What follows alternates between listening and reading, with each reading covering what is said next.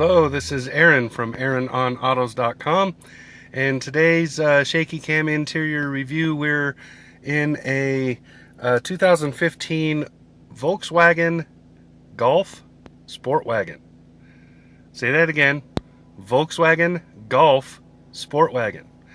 The Sportwagen is no longer the Jetta. It is now built on the Golf platform. And but otherwise all the goodies remain. It's still a right size station wagon, still has the diesel option, still has a very low price tag for what you're getting, etc., etc. So since this is all new for this year, I will spend a little bit of time looking at it. The lighting's not going to be the best. I'm sorry, I'm kind of in a hurry and didn't have time to really find a nice shady spot to do this. Anyway, so we'll get started. You have your, if you've been in a standard Golf for the 2015 year, model year, if you'll recognize a lot of this. If not, we'll have an interior review of that very, very soon. We have an R-Line actually coming today to swap out with this. So you'll see the windows, doors, and so forth are the same. This is a upper mid-level package. It's not the top tier, but it's close. So you'll see it has some extra accents with the look, you know, the three-tone package and everything. It's a very nice look. Volkswagen knows how to do it well.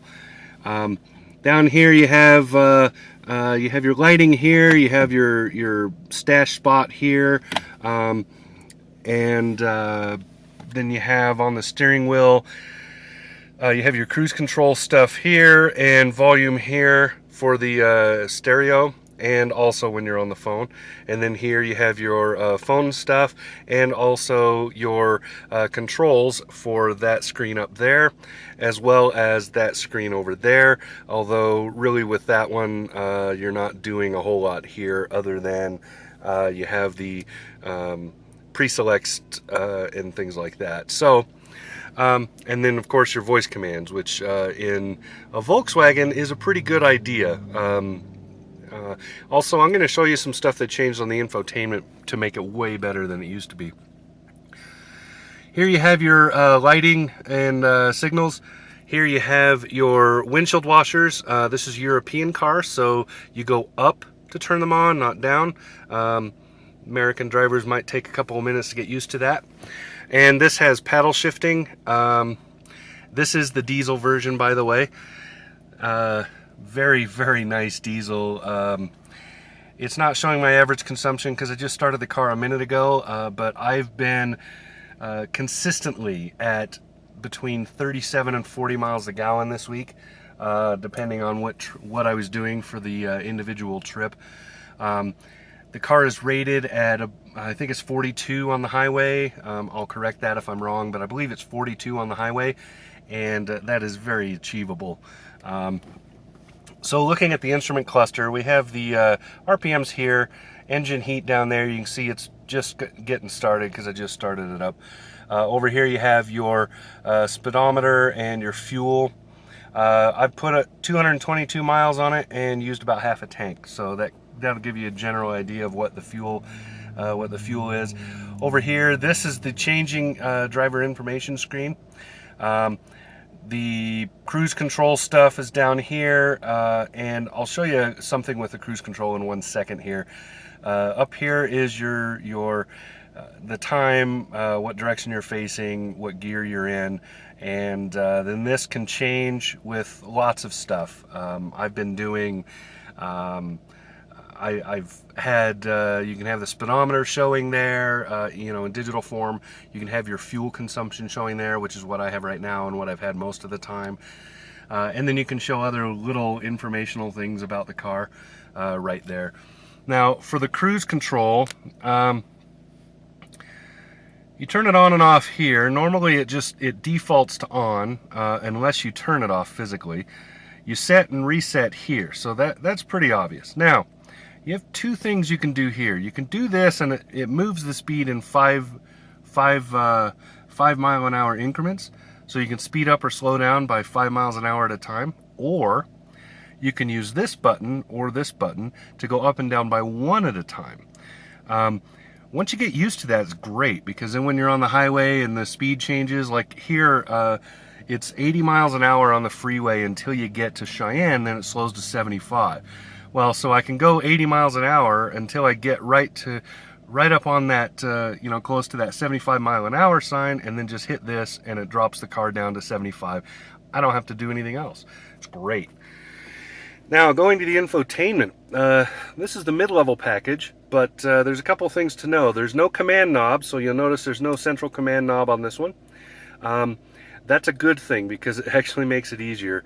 All of these buttons on the sides, get used to using those, because it quickly jumps you through menu stuff, so you don't have to waste a lot of time going through the touchscreen part.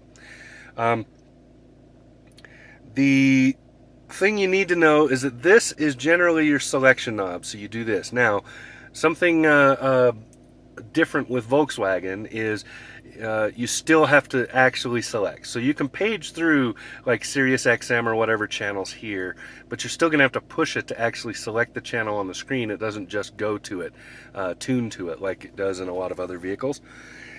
Coming down here, you have climate controls. These are pretty straightforward. This is not a expensive package, so it doesn't have dual climate and all of that.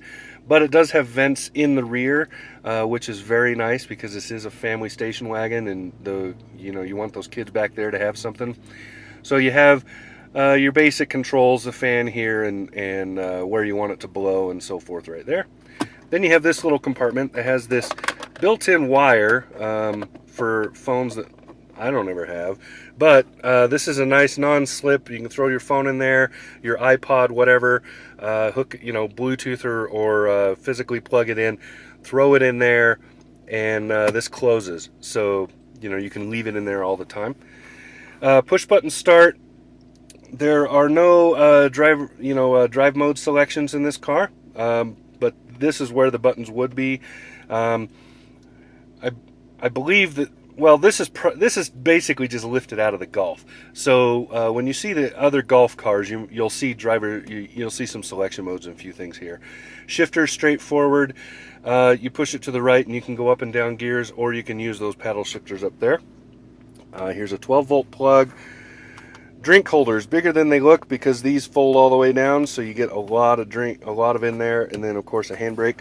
Here is your storage compartment, another 12-volt in there. Now, you might have noticed at this point that there are no USBs in here. That's because, like I said, this is not a top-tier package. As far as I know, you have to go to a top-tier package to get those in this car. So if you want USB, you're going to have to upgrade that infotainment. Now, you do have this. This is your CD player, and you have an SD slot, and then you have some storage spots for more cards and entertainment stuff. So you do have that stuff. Kind of cool. This is also, by the way, a refrigerated compartment, so you have this little right there. Very, very nice. Now, considering you're looking at this car, it has a decent back seat. Adults can sit back there if the front seat people aren't too tall. And you have this leatherette here, and you have just this nice look. And now the real surprise, the real zinger, is all of this is about $24,000. That is uber cheap, considering what you're getting from out of this car. So that's about it. I would show you the luggage, or the trunk back there, the luggage compartment, and the it has a secret little smuggler's compartment back there, but I won't ruin the surprise. You're gonna have to go look at it. Go down to the dealership and check one of these out, because these are great cars for the price that you're paying and what you're getting out of that price. It's a real surprise, especially I just found it to be a real surprise. We've personally added this to our short list of potential family vehicles for our family to buy when we upgrade, probably next year. So there you go. That's it. That's the interior of the 2015 Volkswagen Golf Sportwagen in the TDI version. So Aaron from AaronOnAutos.com, and we'll talk to you again soon.